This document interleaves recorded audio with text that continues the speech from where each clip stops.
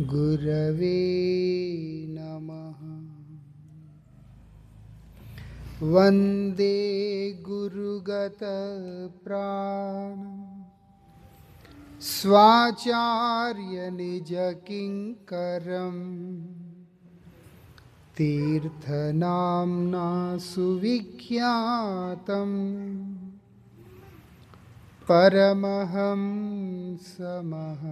भजे। पतित पावन परम करुणामय परम आराध्यतम श्रील गुरुदेव नित्य लीला प्रविष्टोम विष्णुपाद परमहंस परिव्राजकाचार्य अष्टोत्तर शतश्री श्रीमद् श्रील भक्ति वल्लभ तीर्थ गोस्वामी महाराज जी के अभय चरण असंख्य कोटि साष्टांग दंडवत प्रणाम करते हुए उनकी अहेतु की कृपा प्रार्थना करता हूँ। आज बहुत विशेष तिथि है। आज हमारे परमाराध्य परम गुरुदेव जिनका यहाँ पर आप लोग दर्शन कर सकते हैं, नित्य लीला प्रविष्ट श्री श्रीमद् भक्ति दयित माधव गोस्वामी महाराज जी, उनका 47वां व्रज विजयी महोत्सव है, तिरोभाव तिथि महोत्सव है। ये महापुरुष ने आज के ही तिथि में इस संसार को त्याग कर अपने नित्य धाम में अपने प्रीतम अपने प्रभु की सेवा में प्रविष्ट हुए हैं। उनका जीवन अतिमर्त्य चरित्र है। एक ऐसा व्यक्तित्व जिनके तरह कोई हो न किसी कल्पना से कम नहीं है। हमारे परम गुरुदेव का आविर्भाव कांचनपाड़ा नाम के क्षेत्र में, जो कि फरीदपुर डिस्ट्रिक्ट में पड़ता है, बांग्लादेश में, अभी 1904 में उत्थान एकादशी के दिन हुआ था। बाद में परम गुरुदेव बाल्यकाल से ही, महापुरुष जो होते हैं वो अचानक मुंह उठ के बनते नहीं हैं, उनका जन्म से ही होता है। जैसे ही माँ के गर्भ से बाहर निकल के आए तब से ही उनका रुचि भगवान के पावन चरणों में ही है। 6-7 साल की अल्प आयु में संपूर्ण भगवत गीता को कंठस्थ करके उसका नित्य पाठ किया करते थे और साथ ही जीवन में होने वाली हर घटनाओं को भगवत कृपा के रूप में ही देखा करते थे। उन्होंने अपने जीवन में बाल्यकाल से ही कभी किसी को किसी बात का दोष दिया नहीं है। फलाने के कारण मेरा ऐसा हो गया, इसके कारण ऐसा हो गया, ना, ऐसे। आगे जब वो पढ़ाई करते थे तब एक दिन उनको उनके हृदय के अंदर भगवान से मिलने की तीव्र लालसा उनको कभी भी विश्राम करने नहीं देता था। भगवान के लिए जब तक जीव के अंदर तड़पन उत्पन्न ना हो तब तक वो व्यक्ति भगवान को प्राप्त कर ही नहीं सकता। भगवान कब मिलते हैं? जब एक व्यक्ति के हृदय में उन्हें पाने का तड़पन तीव्र हो जाता है, तभी भगवान मिलते हैं। प्रहलाद महाराज को हर कठिन परिस्थिति में भगवान ने रक्षा किया, लेकिन दर्शन नहीं दिया। उनका रक्षा करते रहे हर कठिन परिस्थिति में, दर्शन नहीं दिया। दर्शन कब दिया? जब प्रहलाद महाराज भगवान के दर्शनों के लिए तरसते हुए रोने लगे, अधीर हो गए, मूर्छित हो गए, अपने संयम को पूरी तरह से खो चुके हैं, तब भगवान ने प्रहलाद महाराज को दर्शन दिया है कि मुझे अब आपके कृपा के बिना, आपके दर्शन के बिना, आपके प्राप्ति के बिना मुझे चैन पड़ ही नहीं। उस परिस्थिति में भगवान ने दर्शन दिया। हमको क्यों अनुभव नहीं होता? इसीलिए अनुभव नहीं होता। हम मंदिर में जाते हैं, प्रणाम करते, 2 मिनट इधर उधर करते हैं, घूम घाम के बाहर निकल के आ जाते हैं। एक उत्साह के साथ, एक उमंग के साथ, एक भावना के साथ, एक तड़पगन के साथ, एक ललक को लेकर जब हम लोग उनके शरण में पहुंचते हैं तो फिर भगवान मंदिर में रह नहीं पाते, उधर से निकल के बाहर आ जाते। परम गुरु जी का ऐसे ही तड़पन चलता था, जिसके चलते परम गुरुदेव को नारद गोस्वामी ने दर्शन देके मंत्र उपदेश किया था। लेकिन जब होश में आए सब भूल गए। इतना याद है कि नारद जी ने कृपा किया, लेकिन क्या किया कुछ नहीं पता, तो क्या करूं अब। तब वो हिमालय की ओर चल पड़े, हरिद्वार में पहुंचे। चलते चलते इतना ऊंचा उनका शरीर है, बहुत लंबा उनका आकार है, उनकी आकृति, और इतना सुंदर उनका रूप, इतना सुंदर रूप, इतना सुंदर उनका आकृति। हरिद्वार में पहुंचे, जब हर की पेड़ी में स्नान इत्यादि करके अपने नित्य कृत्य कर रहे हैं, पूजा इत्यादि, एक परिवार ने उनको देखा। वो लोग 2 स्वामी स्त्री, बहुत धनी, वो लोगों ने देखा इतना जवान लड़का कितना सुंदर लग रहा है। वो लोगों ने पास में आके पूछा, बेटा कहाँ से हो, क्या है, सब कुछ। बाद में बोलते हैं हमारा इच्छा है कि हम आपको गोद लेना चाहते हैं, क्योंकि हमारा कोई संतान नहीं है, तुम हमारा बेटा बन के हमारे साथ आ जाओ, हमारा सारा संपत्ति तुमको दे देंगे। जिसको भगवान को पाने का तड़पन रहता है, वो व्यक्ति को कौन सी वस्तु आकर्षित कर सकता है? कोई वस्तु ऐसा नहीं है जो उसको अपनी ओर खींच सकता है। इसलिए परम गुरुदेव ने कुछ भी स्वीकार नहीं किया, आगे चले गए। जब चले गए, उन्हें आकाशवाणी हुआ कि तुमको यहाँ आने की जरूरत नहीं है, जिस स्थान तुम्हारा है वहीं पे तुम्हें तुम्हारे गुरुदेव का दर्शन होगा, तुम जाओ। तब परम गुरु जी वापस कलकत्ता आते हैं और उसके बाद अपने मित्र के साथ जब मायापुर दर्शन करने के लिए आते हैं, तब उन्होंने उनके जो गुरुदेव हैं, नित्यलीला प्रविष्टोम विष्णुपाद जगत गुरु श्री श्रीमद भक्ति सिद्धांत सरस्वती गोस्वामी ठाकुर, उनका उन्होंने दर्शन किया। श्रील प्रभुपाद जी का दर्शन किया। प्रभुपाद जी को दर्शन करने के बाद प्रभुपाद जी उनसे पूछते हैं, दर्शन हुआ? तो परम गुरु जी भी बहुत चतुर हैं, और बोलते हैं दर्शन तो किया, लेकिन हुआ कि नहीं पता नहीं। हम लोगों को क्या लगता है कि हम कहीं गए, किसी मंदिर में गए, कोई पुण्य क्षेत्र में गए और हम देख के आए, प्रणाम करके आए तो दर्शन हो गया। लेकिन शास्त्र जो कहते हैं, साधु जो कहते हैं, वो इससे भिन्न रहता है। वो बोलते हैं दर्शन आंखों से नहीं, कान से होता है। दर्शन हमेशा कान से किया जाता है। मतलब क्या है?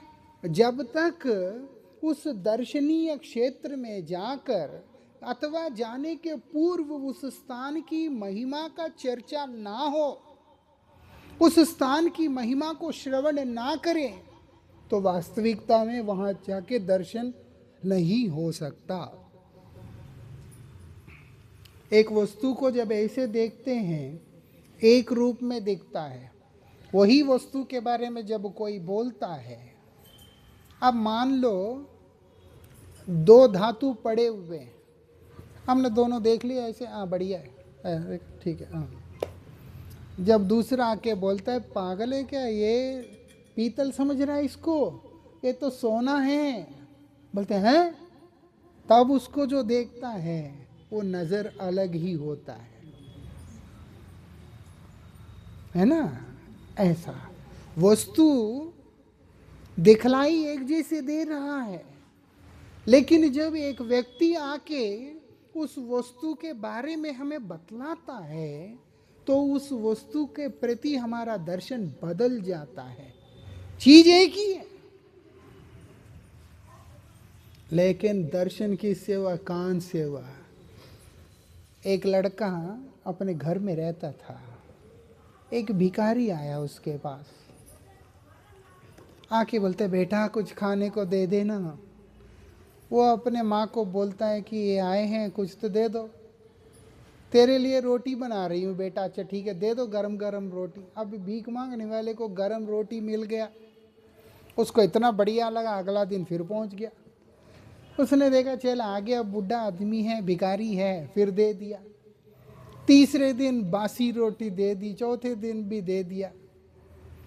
भिखारी समझ के दे रहा है, लेकिन पांचवें दिन जब आ गया, फिर से आदत बन गया उसको, गुस्से में आके उसको धक्का मार दिया।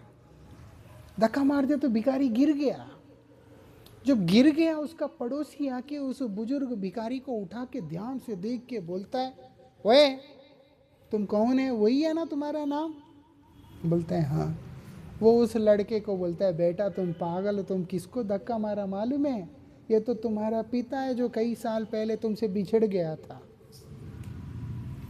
5 दिन देख रहे हैं उसको, रोटी भी दे रहा है, पहले सम्मान से दिया, बाद में जैसे भी दिया, लेकिन दर्शन में वो एक भिखारी है, उससे ज़्यादा कुछ नहीं। लेकिन जब वो व्यक्ति ने जब वो परिचय दिया, जो उस व्यक्ति ने जब उसके बारे में बताया, वो साथ साथ उसकी नज़रिया बदल गया। उसको अभी भिखारी नहीं देख रहा, मेरा पिता है, उसको उठा के घर में लेके आया, उसका कपड़ा बदल रहा है, उसको स्नान करा रहा है, रो रहा है, गले लगा रहा है, चिपक रहा है, गरम गरम बना बना के खिला रहा है।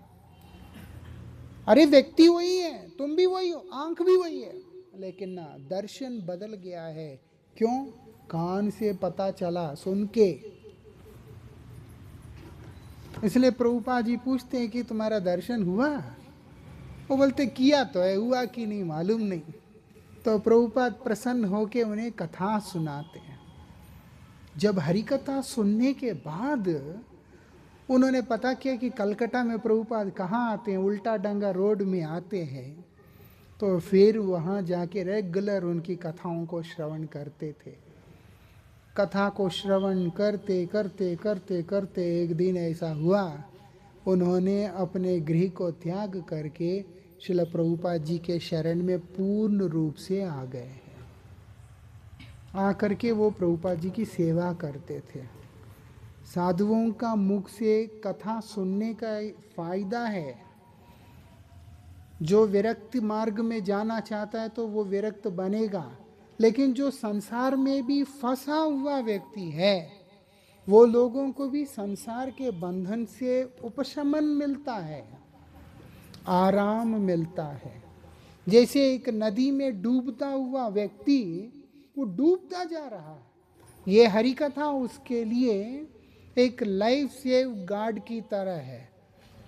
वो एक रक्षा जैकेट रहता है जिसको पहनने से आदमी पानी में डूबता नहीं है, बिल्कुल वैसा है। ये विशेषता है, इसीलिए हरि कथा सुनना पड़ता है। भज गोविंद स्तोत्रम में बोलते हैं, सत्संगत्वे निस्संगत्वम, निस्संगत्वे निर्मोहत्वम, निर्मोहत्वे निश्चलतत्वम, निश्चलतत्वे जीवन मुक्ति। ऐसे सत्संग होगा, वो सत्संग व्यक्ति को क्रम से आगे ले जाकर जीवन मुक्ति की अवस्था तक लेकर के चला जाता है। वो संसार में रहता जरूर है, लेकिन संसार की क्रियाएं उसे कभी भी व्यतीत नहीं करते हैं। ऐसा परम गुरु महाराज जी मठ में आए और अपनी संपूर्ण जीवन को सेवा में लगाया। संपूर्ण जीवन को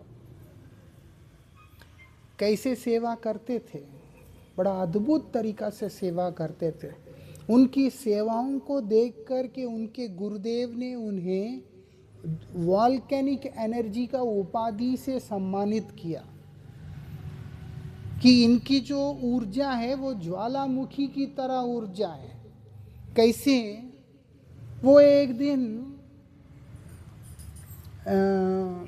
कोवूर में बैठे, यही पास में कोवूर में बैठे। उनको उनके गुरुजी ने बोला कि जल्दी पहुंचो कलकत्ता। अच्छा ठीक है जी। वो कलकत्ता पहुंचे। कैसे हो, क्या है, कुछ भी नहीं। अच्छा आए हो, कैसे हो, रास्ता सफ़र कैसा रहा, कुछ नहीं। अच्छा वृंदावन जाना है, कब जा रहे हो? आते ही बोलते हैं आज ही चला जाता हूँ। बोलते बहुत अच्छा। कहाँ कोवूर है और कहाँ कलकत्ता है और वहाँ से कहाँ वृंदावन है? बोलते अभी चला जाता हूँ। ठीक है। उन्होंने बोला सेवक को बोल देना थोड़ा सा सब्जी पूरी कुछ बना दे। बोलते नहीं नहीं कुछ ज़रूरत नहीं। बोलते फिर? बोलते नहीं मैं चला जाऊँगा, वो सब बनने में टाइम लगेगा। फिर एक लोटा दिया, उस लोटे में पानी चीनी के साथ घोल के दे दिया और कुछ नींबू ले लिए। रास्ते में नींबू पानी बना बना करके पी रहे हैं और वृंदावन पहुंच गए। किस लिए? क्योंकि वो व्रजमंडल परिक्रमा करेंगे, बहुत सारी तैयारियां करनी, वो सब देखने के लिए उनको जाना है। हमारे परम गुरु महाराज जी बोला करते थे कि हमारे गुरुदेव मुझे कोई सेवा दें और उसके बाद मैं उनके पास पहुंचूं ये बोलने के लिए कि आपने जो सेवा मुझे दिया है वो मैंने पूरा किया। वो सुनने से पहले वो मुझे दोबारा आज्ञा देते हैं और बोलते इससे बड़ा भाग्य मेरा और क्या हो सकता है। मतलब जैसे हनुमान जी के लिए बोलते राम काज करिवे को आतुर, भगवान श्री रामचंद्र जी के सेवा को करने के लिए हमेशा आतुर रहते हैं। बोलते हमारे परम गुरु जी भी अपने गुरु जी की सेवा को करने के लिए हमेशा इतना आतुर रहते थे। बस गुरु जी इशारा करे बहुत है, बाकी सब कुछ तो खुद कर देंगे। और जो गुरुदेव की इच्छा है या उनकी आज्ञा है उससे एक रत्ती भर भी इधर से उधर होना उनके सिद्धांत में नहीं है। उन्होंने अपने जीवन में कभी इम्प्रोवाइजेशन नहीं किया, मॉडिफिकेशन नहीं किया, जो भी है एज इट इज फॉलो किया अपने गुरु की वाणी और अपने गुरु का दिखलाया हुआ मार्ग को। ये विशेषता है। समय के साथ लोग बदलते रहते हैं, ट्रेंड सेट करते रहते हैं, चेंज करते रहते हैं, लेकिन हमारे परम गुरुदेव, हमारे गुरुदेव के सिद्धांत में वो चीज़ है ही नहीं। जो उनके गुरुजनों से उन्हें प्राप्त हुआ उन्हें उसी तरह से उसी क्रम में लेकर के नीचे को आए हैं। ऐसा उनका व्यक्तित्व है। और उनका संपूर्ण जीवन केवल दो ही चीज़ों के बीच में घिरा रहा है, एक भगवान की सेवा, एक भक्त की सेवा। हमेशा अपने शिष्यों को बोलते थे, हमारे गुरुवर्गों को बोला करते थे कि तुमको अपने लिए कुछ भी करने का मौका बार बार मिलेगा, भगवान देंगे, तुम्हें मौका मिलेगा, लेकिन जो तुम्हें गुरु वैष्णवों का सेवा करने का अवसर आज मिल रहा है वो कल नहीं मिलेगा। इसलिए जो अवसर तुझे अब मिल रहा है उसका तुम लाभ ले लेना। हम लोग क्या करते, कई ऐसे होते हैं, ले सब कुछ तो मैं ही कर रहा हूँ, और बोलते तुम्हारा भाग्य है कि तुम आज कर पा रहे हो, क्या मालूम कल को तुम्हें ये मौका मिले या ना मिले। आज तो भगवान ने कृपा करके तुम्हें अवसर दे दिया, उसका लाभ ले लो, उसका लाभ ले लो। ऐसा है उनकी शिक्षा। उनके स्थान में, उन कलकत्ता मठ के अंदर 2 ही कमरे थे, और जितने ब्रह्मचारी रहते हैं वहीं पर उनको सोना, वही उनको रसोई बना के खाना, सब कुछ वही स्थान में करना पड़ता था। तो बिस्तर को ऐसे रोल करके रख लेते थे और उसके बाद साफ करके वही खाते पीते थे। एक बार थोड़ा लोग बढ़ गए हैं तो बर्तन थोड़ा बड़े चाहिए थे, उन बर्तनों के लिए बड़ी मुश्किल से पैसा इकट्ठा हुआ था, बड़ा मुश्किल से। इतने में किसी महात्मा ने चिट्ठी लिख के दे दिया, पैसा इकट्ठा हुआ 20 रुपये। ये लगभग 1950 वो टाइम में, जिससे वो लोग चाहते थे कि हम बर्तन खरीदें मठ के लिए। उसी समय एक महात्मा ने उनको चिट्ठी लिख के दिया कि महाराज मुझे दवाई खरीदने के लिए 50 रुपये चाहिए, मठ में है भी 20 रुपये, बाकी 30 रुपये उधार लेकर के चुपचाप लाए और 50 रुपये उस महात्मा के नाम पे उन्होंने मनी ऑर्डर करके भेज दिया था। सब ने बोला गुरुदेव आप अगर ऐसे दे देंगे फिर 20 रुपये इकट्ठा करना, पैसा और उधार चुकाना हमारे लिए बहुत दिक्कत हो सकता है। परम गुरु जी बोलते कोई बात नहीं, तुम्हें मौका बार बार मिलेगा, लेकिन सेवा का मौका तुम्हें कभी दोबारा मिलेगा इसकी कोई भरोसा नहीं है। क्यों भक्त की सेवा में इतना जोर क्यों देते थे?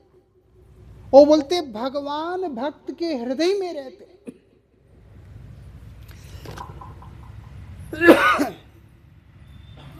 भगवान भक्त के हृदय में रहते हैं। जो व्यक्ति भक्तों का सेवा करता है भगवान उसके वशीभूत हो जाते हैं, ऐसी उनकी धारणा थी। ऐसा आज उनका तिरोभाव तिथि है, इस संसार छोड़ के जाने का दिन है। हम लोग जैसे संसार के लोग मरते हैं, महापुरुष मरते नहीं हैं, वो इस शरीर को छोड़कर अपने भगवान के सेवा में पहुंच जाते हैं। वो लोगों की ये विशेषता है कि वो क्या करते हैं, अपने प्रभु की सेवा में पहुंच जाते हैं। इसीलिए आज वही तिथि है और ऐसा व्यक्तित्व है। हम लोग बीमार होते हैं तो बिस्तर में पड़े रहते हैं, हमसे तो कोई भजन नहीं होता, कुछ नहीं होता। वो जिस समय अस्वस्थ हैं, बिस्तर पे लेटे हुए हैं, डॉक्टर उनसे कहते कि महाराज आपको कथा नहीं बोलना है, आपने चुप रहना है, आपने चुप रहना है, विश्राम करना है, कथा नहीं बोलना है। तो ये कथा बोलने लगे। जब कथा बोलने लगे, बोलते हैं आपको तो विश्राम करने को कहा था, तो बोलते हैं डॉक्टर ऐसा ही बोलेगा तो आप क्या करेंगे? तो परम गुरुदेव बोलते हैं भजीते भजीते समय आसीले ये देह छाड़िया दीबो। बोलते लेट लेट कर बिस्तर में बीमार होके नहीं मरूंगा, भजन करते करते करते जब समय आएगा तब इस शरीर को छोड़ करके चला जाऊंगा मैं। ऐसे बोलते हैं। भजन करते करते संसार को छोड़ के जाऊंगा, ना कि तुमने बोला तो मैं भजन पूजन सारा कुछ छोड़ छाड़ कर लेट गया बिस्तर पे और उसके बाद शरीर छोड़ दे। बोलते ऐसे काम नहीं, महापुरुषों के आचरण ऐसा होता है, भजन करते करते आगे जाना है। और हम लोग किनके संतान हैं? बोलते सरस्वती के पुत्र हैं। उनके गुरुदेव का नाम है श्रील भक्ति सिद्धांत सरस्वती गोस्वामी ठाकुर। हम जिनके शिष्य हैं वो लोगों को चुप रहना आता नहीं है, वो लोग सब समय बोलते रहेंगे। मतलब क्या है, भगवान का नाम बोलते रहेंगे, भगवान के महिमा कीर्तन बोलते रहेंगे, भगवान का भगवत भक्तों का गुणगान करते रहेंगे। इतना भजन परायण व्यक्तित्व है हमारे परम गुरुदेव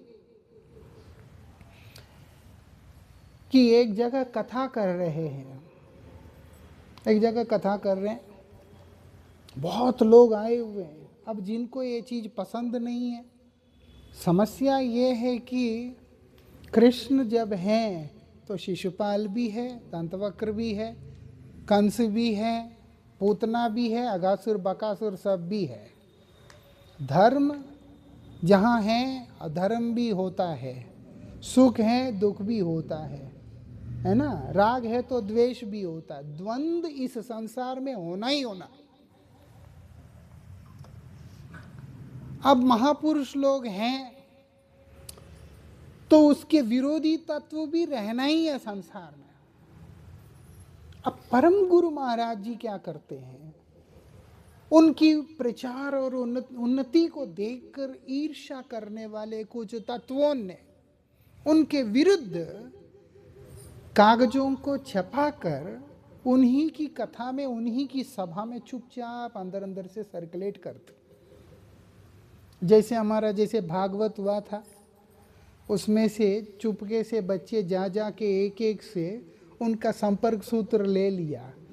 हाँ, वो किताब और पेन लेके गए बच्चे, एक एक को देके बोलते हैं आपका कांटेक्ट डिटेल्स दीजिए ना, ठीक है। और लगभग हमको भागवतम में 200-300 लोगों ने अपने संपर्क भी दिया कि हाँ ठीक है, हम लोगों को थोड़ा रुचि है इस तरीका से। तो ऐसे ही उधर उल्टा सीधा जो भी छपा के कागज में वो नीचे से सबको बांट दिया। वो बंटते हुए कागज चल फिर कर हमारे परम गुरु जी के शिष्यों के हाथ लग गया। और बोले ये कागज कौन छाप के दिया भाई? जब देखा तो बांटने वाला वो पीछे बैठा हुआ लोगों को चुपके से बांट रहे। सीधा जाके पकड़ा उसको कि चल, परम गुरु जी के पास लेकर के आए। परम गुरु जी उसको बहुत प्यार से बिठा के प्रसाद खिला के उसका हालचाल पूछ के उसको अच्छे से वापस लौट के जाने के लिए गाड़ी का किराया दे करके भेजा। ऐसा उनका स्वभाव है, ऐसा उनका व्यक्तित्व है। क्यों? भजन परायण है। जो भजन परायण होते हैं उनमें कोई द्वेष नहीं हो सकता, उनमें राजनीतिक विचारधाराएं नहीं हो सकते। धर्म प्रचारक हो करके, धर्म, हमारे गुरुजी अक्सर बोलते थे धर्म और राजनीति का क्या मेल है? आप धर्म के सेवक हैं तो आपका जीवन धर्म के लिए समर्पित है।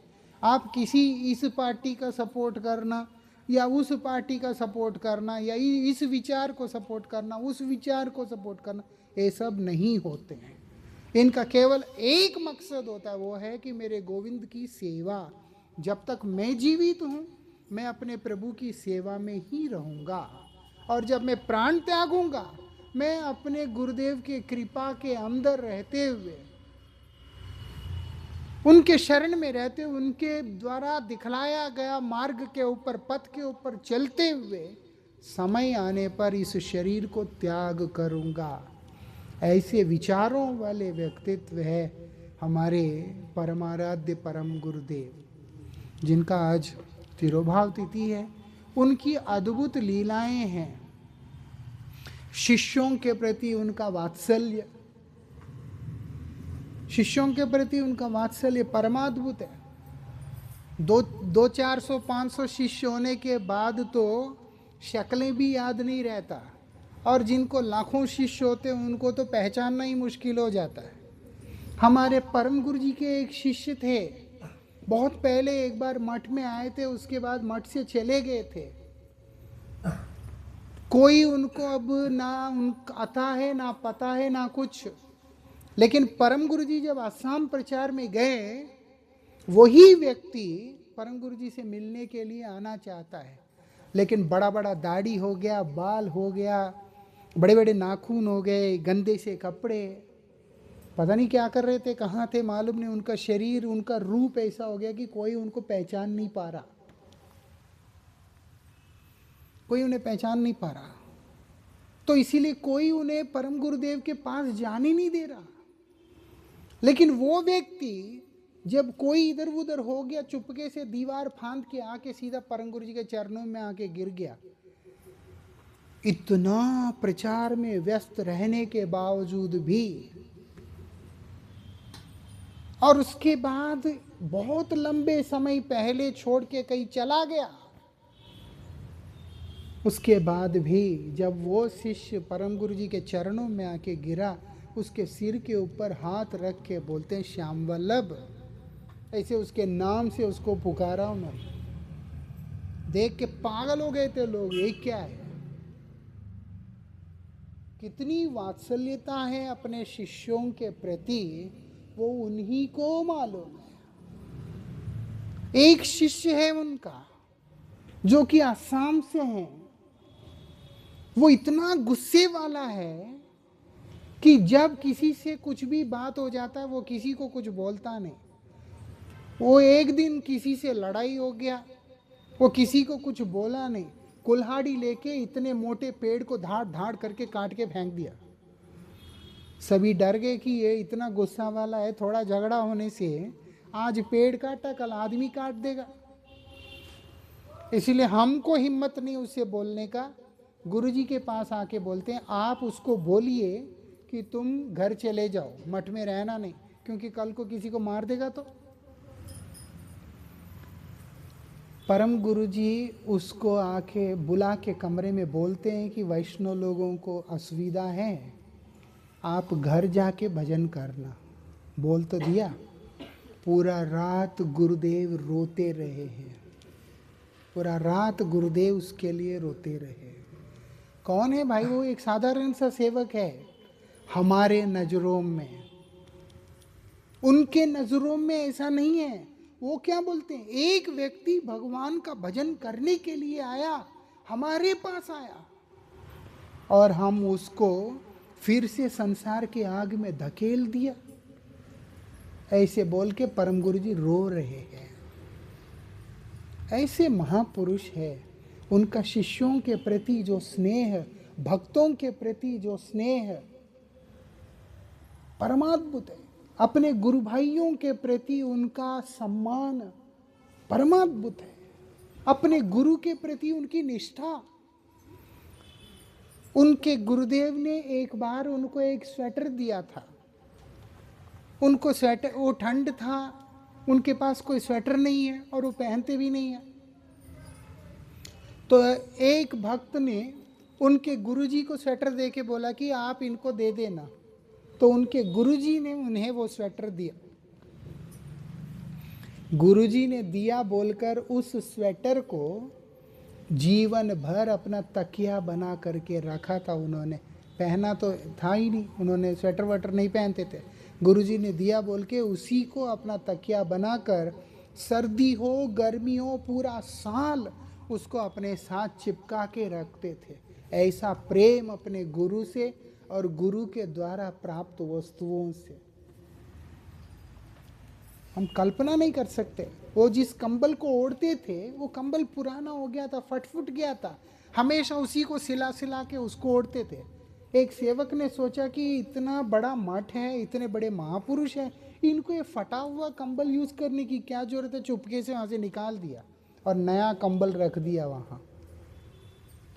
हमारे परम गुरुदेव बोलते मेरा कंबल कहाँ है? बोलते उधर है। बोले ले आओ उसको।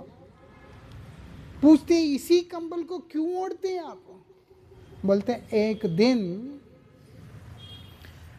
जब बैठने के लिए आसान नहीं था या कुछ था ऐसे, तो हमारा ही कंबल हमने हमारे गुरुदेव के लिए बिछाया था।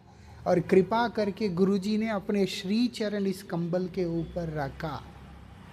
उनके गुरुदेव ने अपने चरणों से उनके उस कंबल को स्पर्श करने के कारण संपूर्ण जीवन उसी कंबल को ओढ़ करके रहते थे।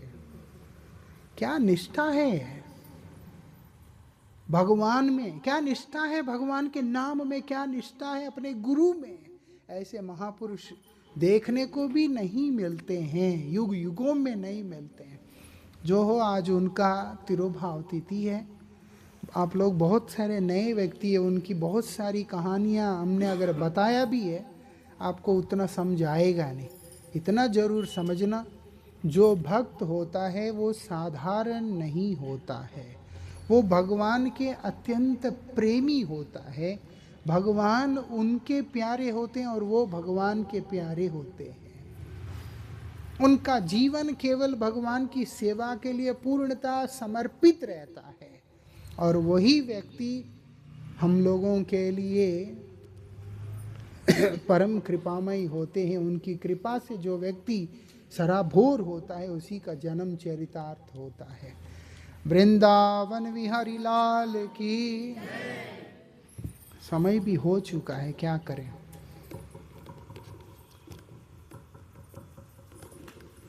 हरे कृष्णा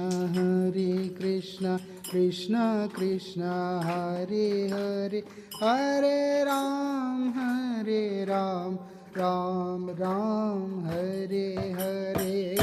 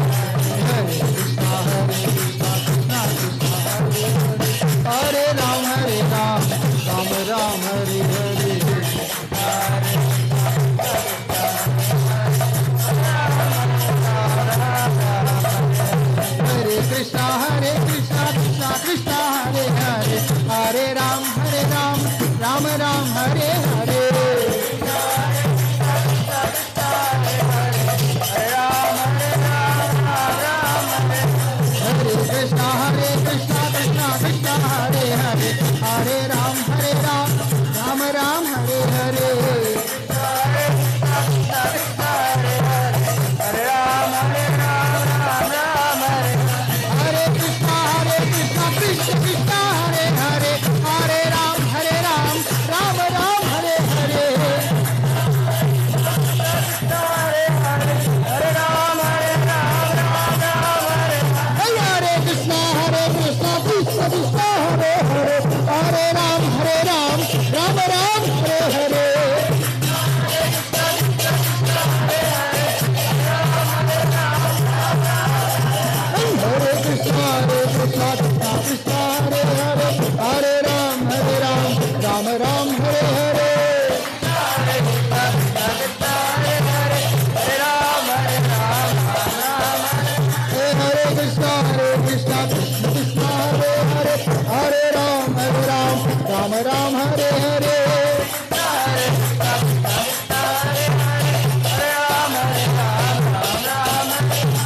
हरि हरि बोल, हरि हरि बोल, हरि हरि बोल, हरि हरि बोल, हरि हरि बोल, हरि हरि बोल, हरि हरि बोल, हरि हरि बोल, हरि हरि बोल, हरि हरि बोल, हरि हरि बोल, हरि हरि बोल, हरि हरि बोल, हरि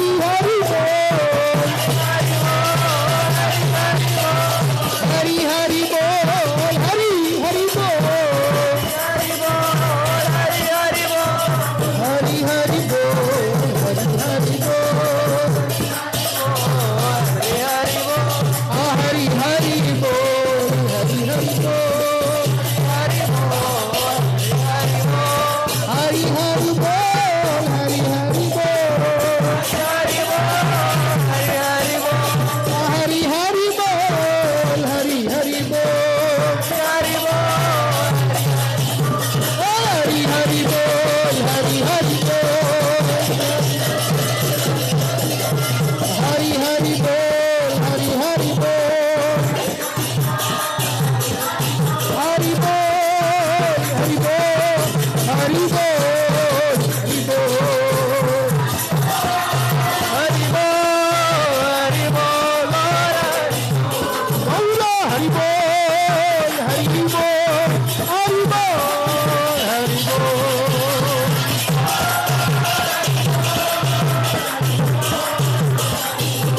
गौर हरि बोल, हरि बोल, हरि बोल, हरि बोल,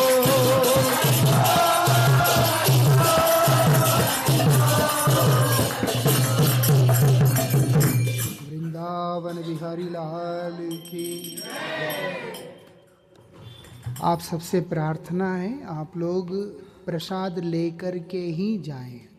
हमारे परम गुरु जी के तिथि में भक्तों को प्रसाद खिला, परम गुरु जी को तो वैसे भी सभी भक्तों को प्रसाद खिलाना बहुत पसंद था।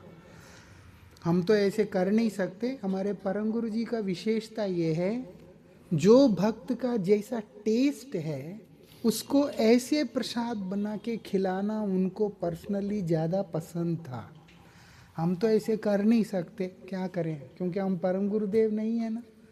लेकिन जो भी है उनका प्रसाद है, इसीलिए आप प्रसाद लेकर के ही जाना। उनको उसी में अच्छा लगता है कि भक्त लोग भगवान का प्रसाद लेके गए हैं। और दूसरा, किसी कारणवश कुछ कम्युनिकेशन में ऊपर नीचे हो के पीछे 15 तारीख रविवार को यहाँ प्रोग्राम हो नहीं पाया। कई भक्तों को वो थोड़ा ख़राब लगा सुना, उसके लिए व्यक्तिगत रूप से मैं सभी से क्षमा प्रार्थना करता हूँ। संकीर्तन तो हुआ था, वहाँ हुआ, क्योंकि कुछ देरी हो गया, ऊपर नीचे हो गया, जिसके चलते एक आइडिया नहीं हो पाया। और उसके लिए हम कुछ क्या कर सकते हैं। रही बात अगला रविवार 22 तारीख को यहाँ पर संकीर्तन है। आप लोग अवश्य आइएगा, अपने इष्ट मित्रों के साथ संकीर्तन और हरिकथा का आनंद लीजिएगा। फिर 1 तारीख को भी, मार्च 1 को भी संडे है, उस समय भी यहाँ पर संकीर्तन जो होगा आप लोग ज़रूर आइएगा। उसके आगे पीछे भी प्रोग्राम होते रहेंगे। 8 मार्च को जो रविवार है उस समय मैं आप लोगों के बीच में फिर से आऊँगा। इसके बीच में 22 और 1 जो 2 रविवार आएंगे उसमें आप लोग मिस नहीं करना, क्योंकि मैं यहाँ नहीं होना होता तो मैं रहता। 8 मार्च को संडे है, उस दिन मैं ज़रूर यहाँ संकीर्तन में रहूँगा। और तब के लिए आप सबसे मैं विदा लेता हूँ। आप सब प्रसाद लेकर के ही जाइएगा, हमेशा संकीर्तन करते रहिएगा। जितना हरिनाम करेंगे, जितना भजन करेंगे, उतना ही हम भगवान के प्रिय होंगे। हम साधुओं का चरित्र को स्मरण करने का पीछे कारण भी यही है कि उनका चरित्र से प्रेरणा मिलता है, उनके आचरण से, उनके जीवन से प्रेरणा मिलता है, जिससे हम लोगों को भजन करने का उत्साह मिलता है। इसीलिए आप सब भजन कीजिएगा, जीवन में आनंद लीजिएगा। जय श्री श्री गुरु गौरंग गंधर्विका गिरिधार, श्री श्री राधा मदन मोहन, श्री राधा गोविंद, श्री श्री राधा गोपीनाथ, श्री श्री राधा गोकुलानंद, पंचतत्वात्मकम श्री गौर हरि की जय। श्री बलदेव, श्री सुभद्रा, श्री जगन्नाथ, श्री सुदर्शन जी की जय। जय पतित पावन परम करुणामय परम आराध्यतम श्री गुरुदेव नित्य लीला प्रविष्टोम विष्णुपाद परमहंस परिव्राजकाचार्य श्री श्रीमद भक्ति वल्लभ तीर्थ गोस्वामी महाराज की जय। नित्य लीला प्रविष्टोम विष्णुपाद परमहंस परिव्राजकाचार्य श्री श्रीमद श्रील भक्ति दैत माधव गोस्वामी महाराज की तदीय तिरोभाव तिथि पूजा महामहोत्सव की जय। नित्य लीला प्रविष्टोम विष्णुपाद श्रील भक्ति सिद्धांत सरस्वती गोस्वामी ठाकुर जगत गुरु श्रील प्रभुपाद की सपार्श श्रील प्रभुपाद की रूपानुग गुरु वर्ग की पंचतत्वात्मकम श्री गौर हरि की युग धर्म श्री हरिनाम संकीर्तन की परम पूजनीय गुरुवर्ग वृंद की परम